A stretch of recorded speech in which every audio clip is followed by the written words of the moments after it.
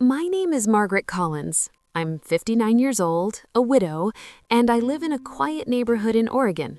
I've worked as an office manager at a law firm for nearly 2 decades, raised 2 children, Emily, my daughter, who just turned 32, and Luke, my 29-year-old son, and spent most of my adult life making sure they never had to struggle the way I did. Last Tuesday, I received an email that changed everything. It was from Emily. No subject line, just her name sitting in my inbox. I smiled before opening it, thinking maybe it was a quick update or a sweet note before her big day. We had just spoken about her wedding plans a few weeks ago. I had already contributed $30,000 to help her book the venue, secure a photographer, and reserve the florist she loved since college. But when I opened the email, the smile vanished. "Mom," the email started. No "Dear Mom," just "Mom," like a label. Emily explained that she, along with her fiancé Andrew and his family, had finalized the guest list for the ceremony in Napa Valley, and after much thought, they decided it was best for me to watch the wedding via live stream, not in person. She added that Andrew's mother was particular about the guest count and wanted to keep things intimate. At the end, she included a line that felt like salt in an open wound. "If you want to be a part of it, you can watch through the Google Meet link we've created. Should be just like being there, LOL." I stared at that screen for a long time. My coffee grew cold, my hands didn't tremble, I didn't cry. Something inside me quietly shifted, like the ground had cracked open, but I was still standing. I replied with just 4 words. "Sure, enjoy your big day." No emotion, no argument, just a quiet withdrawal. And I knew deep down that those 4 words would echo louder than any scream. I didn't want to fight. I didn't want tears. I wanted clarity. I wanted the silence to speak for itself. I closed the laptop, finished my now cold coffee, and got ready for work like it was any other Tuesday. But it wasn't. That was the day I stopped pretending that my sacrifices meant anything to my daughter. That was the day everything began to change. The drive to the office that morning was quiet. Oregon's early spring air still held a chill, but I barely noticed. My mind kept circling the same question: how did we get here? I've spent 18 years working at Caldwell Walker Law. It's not glamorous, but it's stable, and stability was what I needed after my husband died suddenly when the kids were still teenagers. I remember standing in front of our old washing machine, bills spread across the counter, trying to figure out how to pay for both groceries and Emily's upcoming college deposit. Back then, I didn't think twice about giving up my weekends. I took extra shifts, canceled vacations, skipped birthdays. I told myself there'll be time for me later. There never was. Every penny I saved went to Emily and Luke. When Emily changed majors twice and needed more credits, I paid. When she moved across the country for a short-lived job in New York, I covered her deposit and plane ticket. When she cried through her second breakup at 27, I flew out, held her hand, and made her tea in a kitchen that didn't feel like home. When Luke wanted to buy a house with his fiancée, I co-signed the mortgage and wrote the first $10,000 check without hesitation. I never kept score. That's what mothers do, right? But that email made me feel like a transaction, like I had been useful and now I wasn't, like I had a shelf life and it had expired. Back at the office, my boss, Robert, stopped by my desk. He's one of those rare men who remembers birthdays and how you take your coffee. He noticed something was off right away. "You look like you've seen a ghost," he said, setting a latte from the cafe downstairs on my desk. I wanted to tell him. I wanted to say, my daughter just disinvited me from her wedding. But instead I smiled and said I hadn't slept well. He didn't push. That small act of kindness, the coffee, the silence, nearly undid me. After all the noise in my head that morning, it reminded me that I still existed, that I still mattered, even if only quietly. Around lunchtime, my phone buzzed. Emily again. Her name lit up my screen like a spotlight I didn't want. Voicemails, texts. "Mom, please answer. We need to talk. This isn't funny." I didn't listen to any of them. Not yet. I just sat there sipping my latte and thought, Maybe it's time to stop being the one who always answers. Maybe it's time to stop playing a role in someone else's story when they won't let you on the stage. That afternoon, I made a decision that would shift the ground beneath all of us. I wasn't going to scream, I wasn't going to beg, I was going to do something far more powerful. I was going to act. After work, I didn't go straight home. I drove to First Federal Bank, a few blocks down from the office. Carlos, the branch manager, had helped me with everything from setting up college funds to adjusting retirement contributions. He always greeted me by name. "Mrs. Collins," he smiled, standing to shake my hand. "What can I do for you today?" I sat down across from him and placed my purse on the floor. My voice was calm, almost too calm. "I need to cancel a wire transfer," I said. He blinked. "The one to the Napa venue?" "Yes, that one." Carlos hesitated. "There may be a cancellation fee depending on timing, but may I ask why?" "The circumstances have changed," I replied without elaborating. He looked something up on his screen. "You're in luck. It hasn't processed yet. Just in time." He paused, then looked up at me. "Are you sure, Mrs. Collins? $50,000 is a significant amount." I nodded. "I'm sure." $50,000. That was the amount I had planned to send next, on top of the $30,000 already gone. $80,000 total for a wedding I wasn't allowed to attend. I signed the necessary forms and left the bank without a second thought. By the time I got home, there were 9 missed calls from Emily, 2 from Luke. One voicemail simply said, "Mom, please don't do this." I turned off my phone. In the kitchen, I reached for the bottle of red wine I'd been saving for Thanksgiving. I hadn't opened it back then. Emily was supposed to visit, but she canceled last minute. "Work," she said. I poured a glass, took it out to the porch, and sat in the fading sunlight. Birds chirped in the trees, a neighbor's dog barked. Everything felt still. And then the memories started coming in waves. All the birthdays I planned alone, all the holiday dinners where I pretended I wasn't waiting for a call that never came. All the small sacrifices that nobody noticed. The new shoes I didn't buy, the car I drove for 14 years, the vacations I postponed. I thought about Andrew's mother, the woman who barely knew Emily, yet her opinion carried more weight than mine.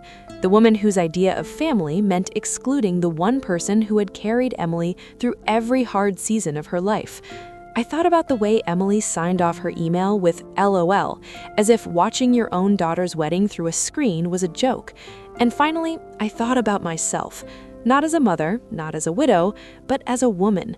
What did I want? Peace, dignity, a life that didn't revolve around being useful to people who only showed up when they needed something. That night, around 9 p.m., the doorbell rang. I thought about ignoring it, but curiosity got the better of me. It was Luke, still in his office clothes, tie loosened, sleeves rolled up. He looked uncomfortable, holding his phone in one hand like a shield. "Mom," he said, stepping inside before I could speak, "why aren't you answering your phone? Emily's freaking out." I shut the door calmly. "Hello to you too?" He sighed, already pacing. "She says you're not coming to the wedding now, that you're being difficult." I laughed. Difficult for not attending a wedding I was uninvited from? He shifted uncomfortably. "Andrew's parents are footing most of the bill, Mom. You know how traditional they are." I raised an eyebrow.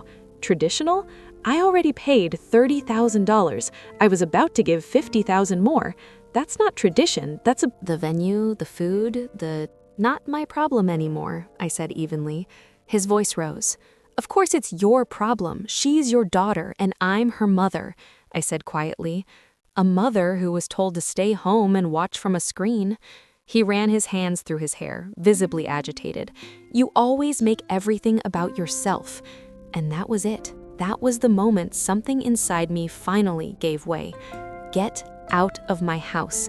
"What?" "You heard me, Luke. Get out, Mom." "No," I said, firm but soft. "I've given everything I had, and I'm done being the villain in a story I wrote with love." Luke stood there for a second longer, then turned and walked out. The door clicked behind him quietly, but it felt louder than any slam. I stood in the middle of my living room, heart pounding, and realized something startling. I didn't feel guilty. I felt free. The next morning, I woke up to 43 missed calls and a string of frantic messages from Emily. They started with passive-aggressive. aggressive guilt. "Mom, we need to talk. Why are you doing this? This is childish." Then the tone shifted. "The venue just called. The payment didn't go through. We're going to lose everything if we don't pay by tomorrow. Andrew's parents are furious. They said this proves they were right about you." At 3:24 a.m., she sent, "I don't understand why you're doing this to me." I smiled into my coffee. Of course she didn't understand. Emily had grown up with my sacrifices woven so tightly into her life that she never stopped to question where the comfort came from, the security, the stability. She just assumed it would always be there, that I would always be there. But not this time. Later that morning, while I was reviewing contracts at my desk, an email popped up in my personal inbox. The subject line read, "Please don't ruin my wedding." I opened it without expectation. "Mom," she wrote, "I know you're upset about the live stream situation, but this is extreme. We've lost the venue deposit, and if we don't pay the remaining balance by end of day Paris time, the caterer walks. Andrew's parents are beyond upset. They're saying this proves you can't be reasoned with. Please don't do this. We can talk about you attending the ceremony, but we need the funds first." There it was. They were willing to talk about letting me attend now that the money was gone. Not an apology, not a reflection, a negotiation, as if my presence at my own daughter's wedding could be bartered, bought or sold depending on how generous I was feeling. I didn't respond. I closed the email and turned back to my work. Around noon, Robert stopped by my desk. "Lunch?" he offered. "That new Italian place just opened." I almost declined, as I usually did, but something in me shifted. Maybe it was the clarity of the past 24 hours. Maybe I just needed to sit somewhere that didn't ask anything from me. So I nodded. I'd like that. Over pasta, he told me about his grandkids and how exhausting but beautiful it was to chase after them. His eyes were soft. Real. He paused and said gently, "Forgive me, Margaret, but you seem lighter today." I surprised myself. I told him everything about Emily, the email, the wedding, the money, and what I did.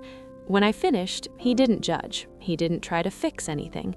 He just said, "Sometimes the hardest part of love is setting boundaries, especially with the people we've given the most to." He reached across the table and briefly squeezed my hand. "I think you did the right thing." For the first time in a long time, I believed that too. When I returned to my desk, there were more calls, more texts, but I didn't answer. I didn't need to, because for the first time, my silence spoke volumes. That evening, as I pulled into my driveway, the sky was already dimming. The porch light clicked on automatically. Everything looked still, peaceful even, but there was someone sitting on my front steps. As I got closer, I recognized her, Sophia. She stood up quickly, brushing invisible lint from her coat. Sophia had been Emily's best friend since 5th grade. She spent countless weekends at our house, baking cookies, watching movies, giggling in sleeping bags until dawn. I hadn't seen her in years. "Mrs. Collins," she said softly, "I'm sorry to drop by like this." "It's fine," I replied, unlocking the door. "Would you like some tea?" She followed me into the kitchen, her eyes scanning the familiar walls like they held old echoes. I filled the kettle and waited. "Emily sent you?" I finally asked. She didn't answer right away. Then, "She's a mess. They lost the venue. The florist dropped out. Andrew's parents are threatening to cancel the wedding." I said nothing, placing 2 mugs on the counter. "She's panicking," Sophia continued. "She knows she messed up. She just doesn't know how to fix it." "Is that why you're here?" I asked. "To fix it?" She shook her head. "No, I'm here to ask, is there anything she can say or do to change your mind?" I paused. Was there? Would an apology change the way it felt to be excluded? To be used like a bank account? To be told you're not welcome unless your money is? I looked at Sophia. Still young, still hopeful. "No," I said quietly.